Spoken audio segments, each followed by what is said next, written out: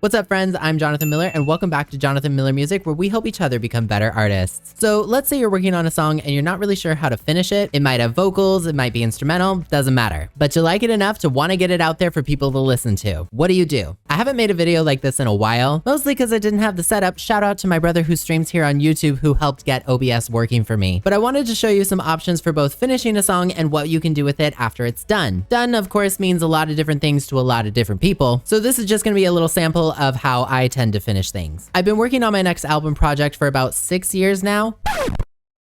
Oof. And while I've dropped plenty of music since my last studio album, I have tons of instrumentals and unfinished songs laying on my hard drives, not doing anything since I self-produce and write all of my own stuff. This happens to be one of those instrumentals just laying on my hard drive, not really doing anything. It's called Neo Tokyo, and I wrote it just before the pandemic hit in early 2020. It's a synthwave song that is very much structured like a pop song, that also draws some inspiration from my K-pop and J-pop influences. It's a bit darker and very reflective of my mood at the time. I'll play a quick sample for you so you get an idea, but if you want to hear the full version, I've put it up on my second channel in its completed instrumental version, where you are more than free to stream it. And if you really like it, I may put it up on Spotify. Here's the sample.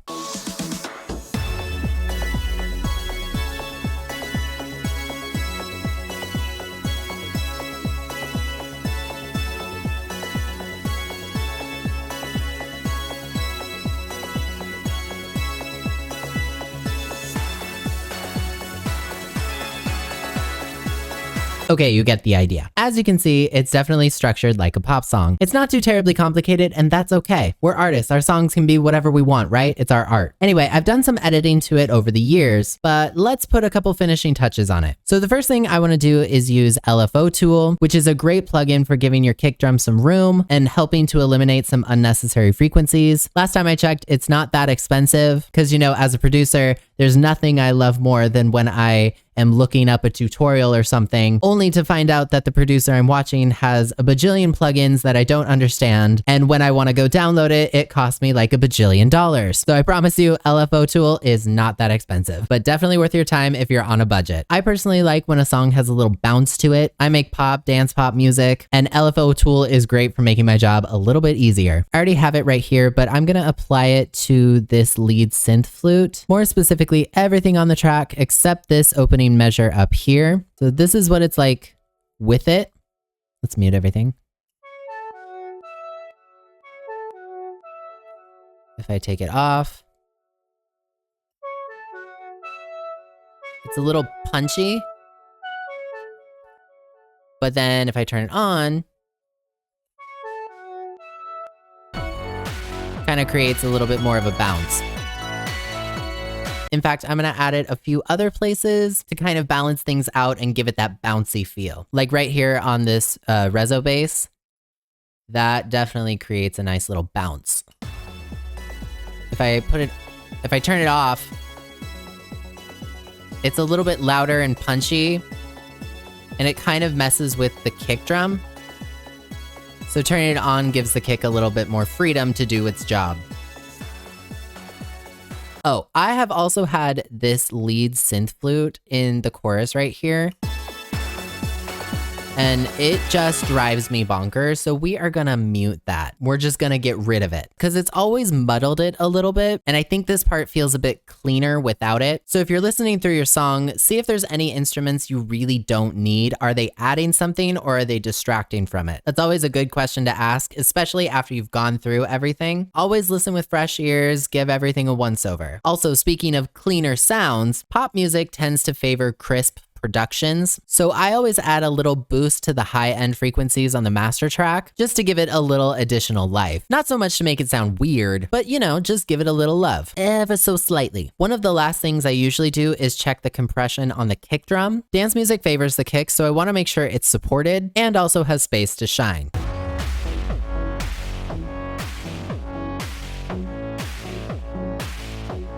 I personally don't mess with compression a whole lot. I kind of go by feel, and if it feels right, I'll leave it alone. Because honestly, less is more. Once that's good, I give every individual track a once-over just to make sure the volume levels are right and everything, and prep it for mastering so that everything is as loud as possible without clipping, and it's got enough headroom for the mastering agent or myself to work our magic.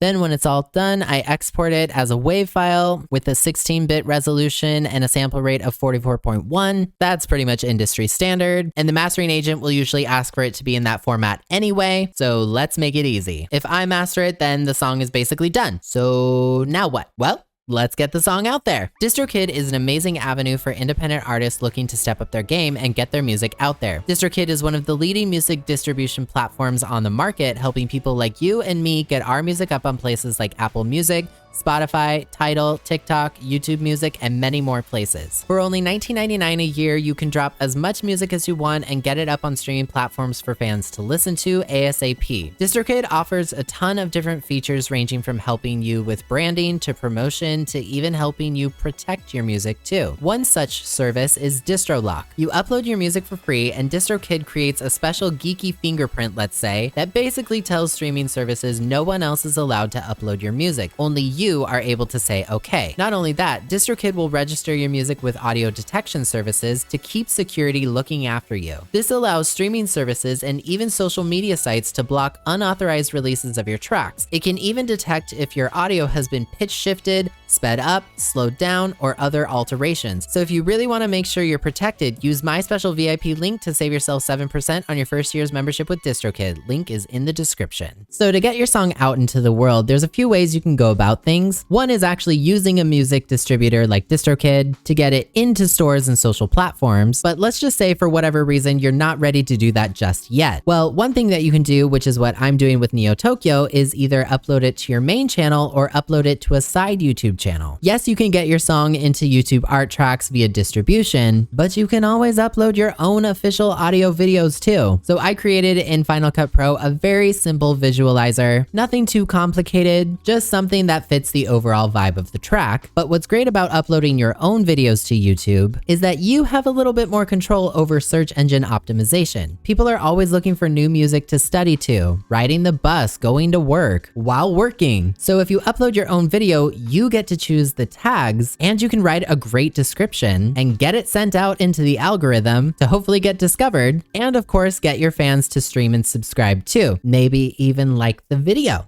Just saying, it's an option. Another free tool to help get your song out there is simply using TikTok. Remember, while it's great if your song is in the TikTok library, there are other ways you can build a buzz around your song without it being there. As an active user on TikTok with nearly 50,000 followers, I can tell you I've seen a lot of creative ways artists get their music heard, both already released music and unreleased. In my experience, two types of content unrelated to trending sounds do very well on TikTok. One is upload a higher quality video that takes a lot of work and sometimes hours to make, not that I would know anything about that. The other type of video that does well is the one you shot on a whim, literally sitting on your bed, not thinking much anything of. A lot of the times there is no in between. TikTok has its own language and I would highly advise you to be on the platform already to learn it, just in case you're not already. But if you are, consider making a 15-second or 1-minute video. This could be either you singing your song, you working in the studio producing it, doing something funny, inspiring, or interesting with the song in the background. The doors are wide open. You could also just literally upload a clip of the audio video you made for your song on YouTube. That can work too. Creativity is probably best. I mean, there are those Reddit posts that just get read over phone games in the background that go viral all the time. So really, you never know. Another avenue to explore is Instagram Reels. I know not everyone likes them, I get it, but the algorithm does push them because that's the feature Meta really wants people to use. And it's similar to TikTok, but they are not the same. Please remember that they are not the same culture. But if you're already making one piece of content, why not get some mileage out of it? Remember, Reels, YouTube Shorts, and TikToks can take off literally any time after they're posted. So don't ever consider your video a flop just because it didn't go viral after 48 hours. You never know when the algorithm's gonna be like, okay, your turn. So be patient and diligent. Repost if necessary and try it again. Some miscellaneous things too. If your song does end up doing well, you should consider casting a wider net by getting it distributed to at least places like Spotify, Apple Music, and YouTube Music. I did a poll recently here on YouTube, and nearly 60% of people said they stream their music on Spotify. So even though it might be a little bit of money to get it up there, it's probably well worth your investment to do so. If you're the songwriter like I am, make sure you're getting your compositions registered with performance rights organizations optimizations. Pick one, ASCAP or BMI, or whatever the pro is in your country, preferably before you've posted the song, but if not, get on it. Also, be aware of watch time, especially on YouTube, which is how long and how much of a piece of content people are watching. Because the more of the song or video that people are watching, the more likely YouTube is to push it out to more and more people. Watch time is king. So best of luck and get your music out because people are waiting for you. Also, go stream my new instrumental track, Neo Tokyo. It's up on my second channel, especially if you like synthwave pop. Link is in the description. Subscribe!